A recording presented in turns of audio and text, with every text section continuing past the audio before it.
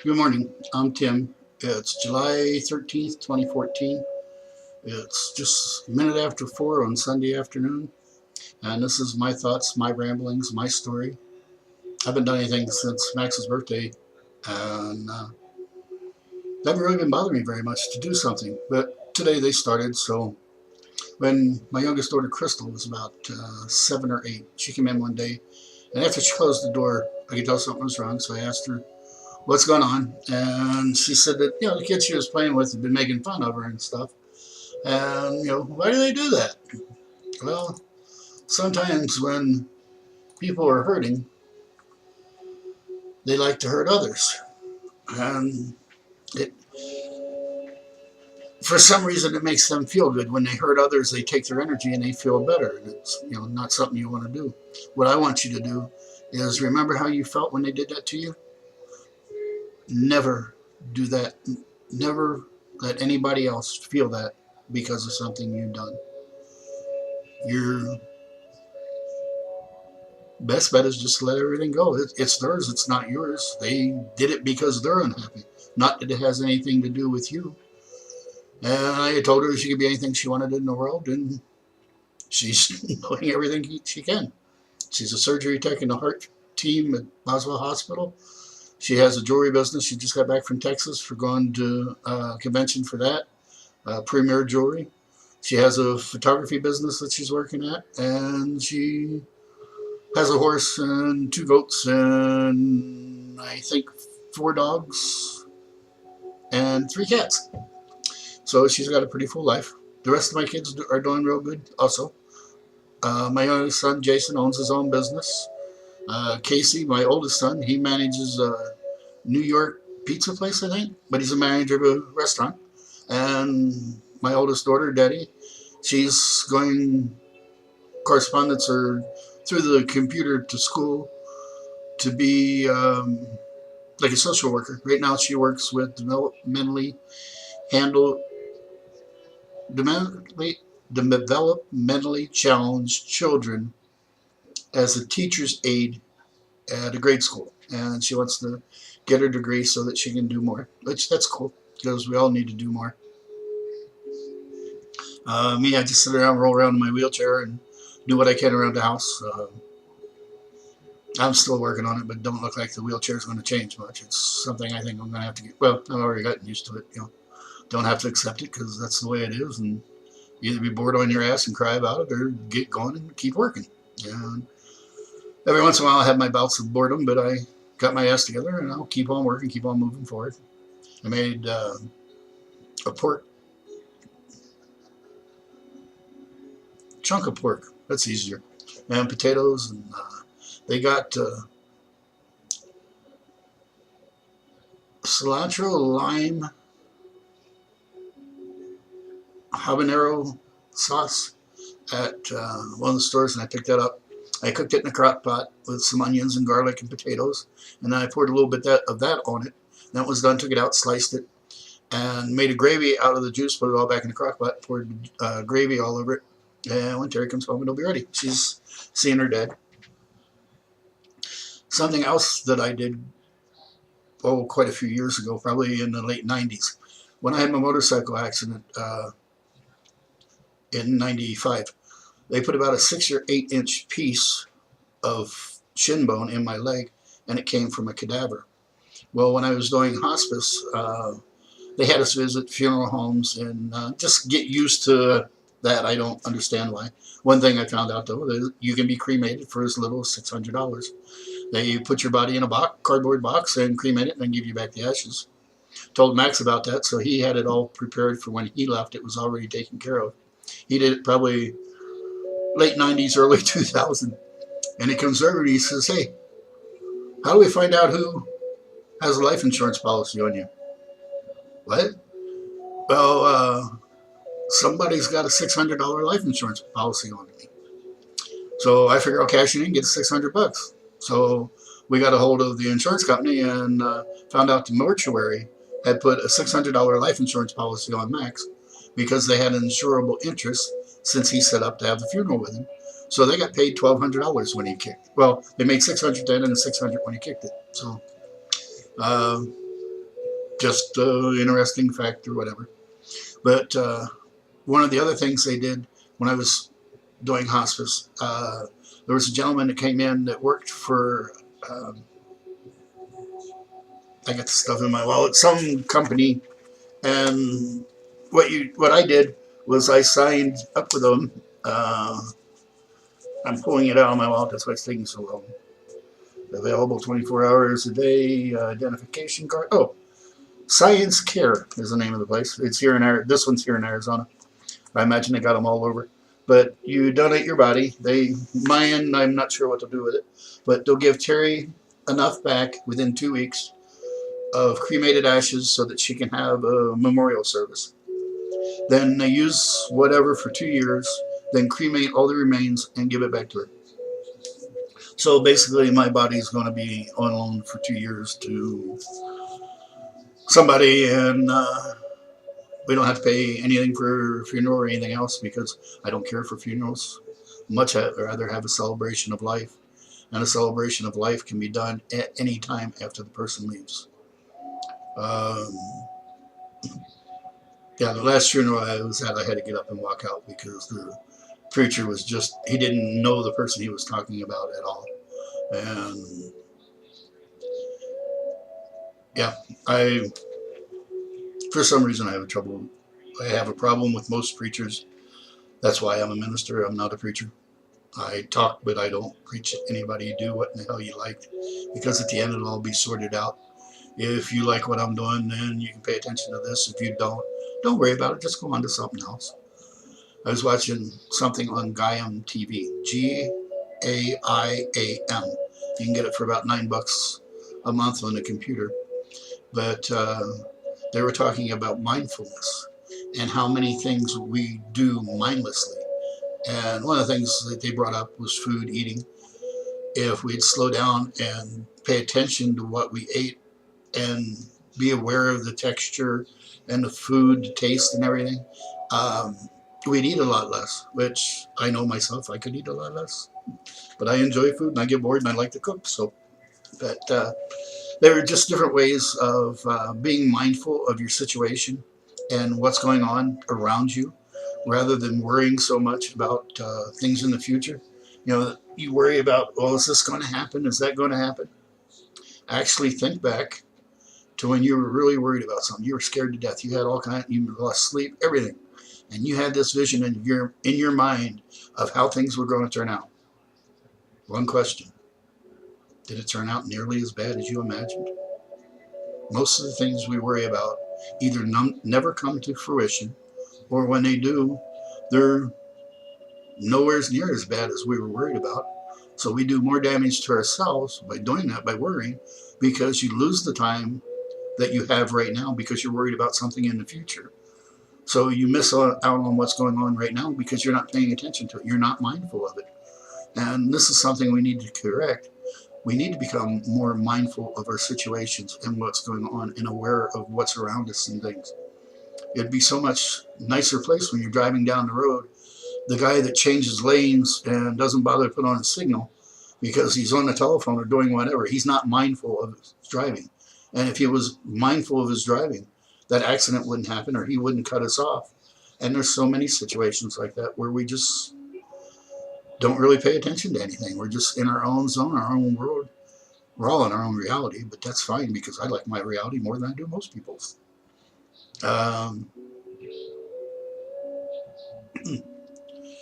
Let's see, what else was I going to talk about? I need to write myself notes. Yeah, that'd probably be a good idea. I did write some, but I already used them. I guess I need to put more notes down.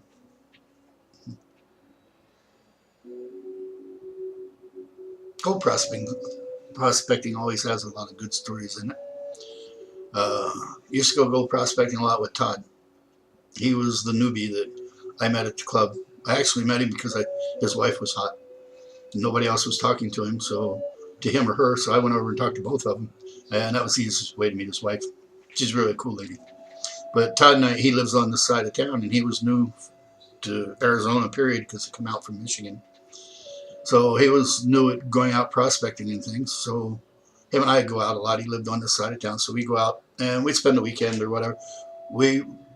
John asked me one time, I did dowsing, and I found more gold with dowsing rods than I ever found with a metal detector. But I would take my dowsing rods out with me all the time, and John asked me one time to find any place to dig. So I go up the Warsaw on Yahoo 4, and I got a good reading here. So he starts digging. He's finding a good bit of gold. So I think it was Todd that went over, Greg. There were 4 of us used to go out all the time. The other guys worked, so they were only around on weekends. But I think it was Greg or Todd went over, and they started working there, and they're finding good gold. And then the one that wasn't there, he went over, and they're still finding good gold. So what the hell? I went over, and between the four of us, we worked it from Thanksgiving to Christmas, and we probably pulled 3/4 of an ounce out, each one of us, in that 6-week period or 5-week period, whatever it is, and found a lot of good gold. We used to just pan it down and then throw the large stuff away.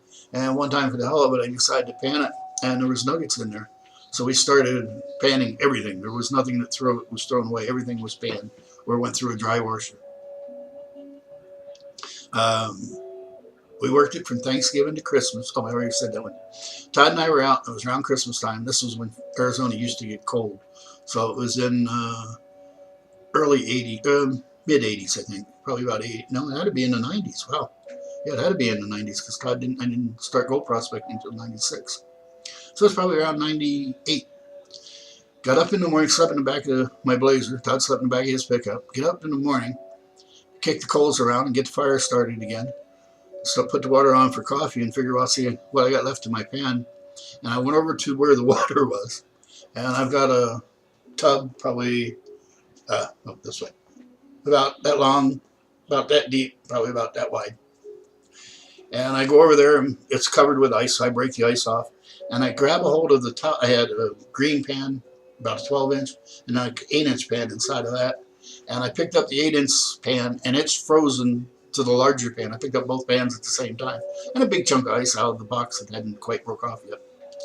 So we didn't start until later that day. We sat around a campfire and got good and warm before we started working that day. Found a good bit of gold, though. And then finally it dried out. It got to the point where it was boring to go out prospecting, because every time we went there, we knew we'd find gold. It was still exciting, but it was so much cooler to go out. It was a lot more fun when you went out and you had no place to go, and you drive and onto the claims and drive around for a while and get out and walk, and you'd see a spot and you'd start working it and find gold. That was really exciting. But once you found it, the thrill was kind of all gone.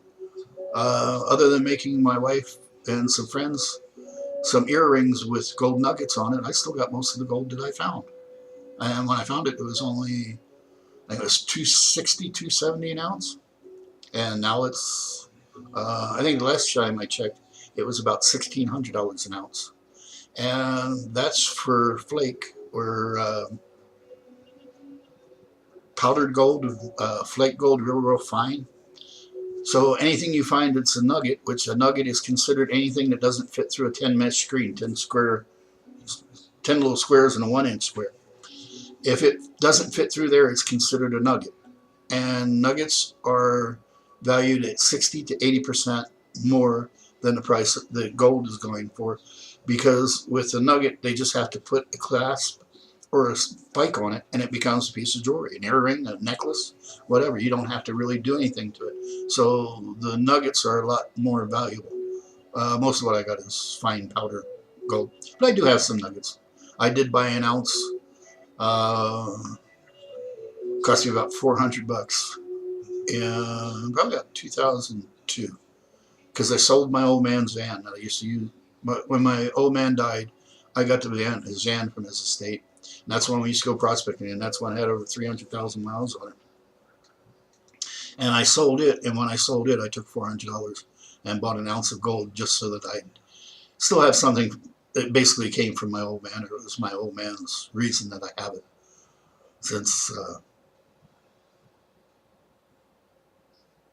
didn't have much to do with him the whole time he was alive, after I once got out of the house. Out of the house was a much nicer place than in the house. Yeah. Uh, uh, well, I guess I rambled and rumbled enough for today. It's after 15 minutes. And I'll try and jot down some notes and hopefully have more of a point by next time. But people who have points are kind of dull and boring. I'd rather be round and bounce. Like a friend of mine, last time I saw him, he gained some weight. And I asked him, I said, "You gained some weight?" "Yep." He says, "People tell me I'm out of shape," and I tell them, "Nope, round's the shape." So remember,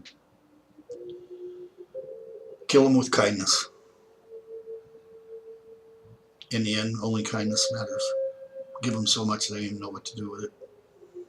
Remember that forgiving helps you more than it helps the other person, because being mad at them or angry with them or hating them doesn't bother them in the least, and it kills you. So release all that. Start being mindful of yourself, your situation, what's going on around you. Um, don't be mindless. We got enough government that's mindless. Yeah, okay, get off the government. We don't want to get me on the government, because I really get. I don't see how many we can get so many idiots in one place and they haven't killed themselves. Usually, you get that many idiots together, they hurt one another. Instead, they figured out a way to hurt us instead. Okay, get off there. Okay.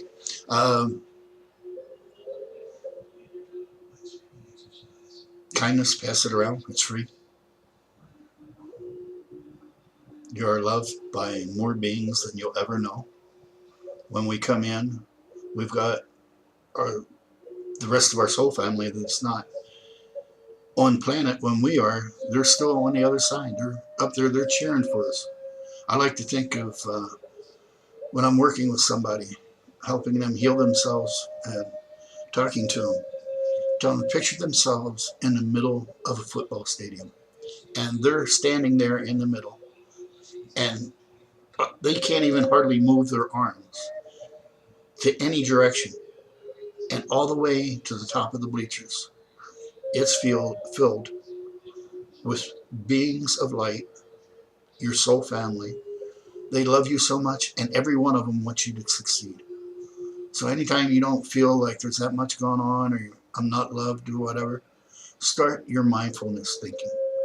Be aware of what's going on around you, because the stuff you're worried about and depressed about isn't going to be as bad as you thought it was.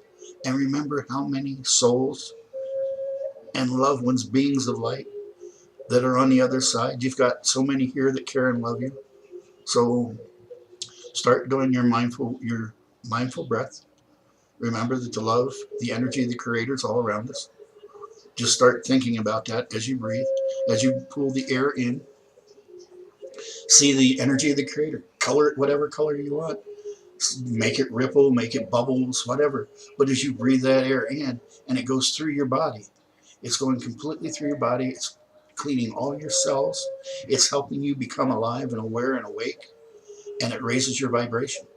And if you see it traveling out the soles of your feet, and picture roots growing out of the bottom of your feet going into the earth. And the energy, as you breathe it in, travels all the way through your body and comes out the soles of your feet and enters those roots and travels through those roots all the way to the core of Mother Earth. And as it wraps around the core, you can see the core is a big, large piece of turquoise, of gold, of crystal, of quartz, of anything you want. But see your roots wrapping around that. And as they do, you see it start to pulse. And as it starts to pulse, each one of those pulses, as it leaves, travels up the roots. And as it gets closer to your body, it becomes a steady stream. And it travels all the way up through your body to the top of your head, and then back down through your body to your heart.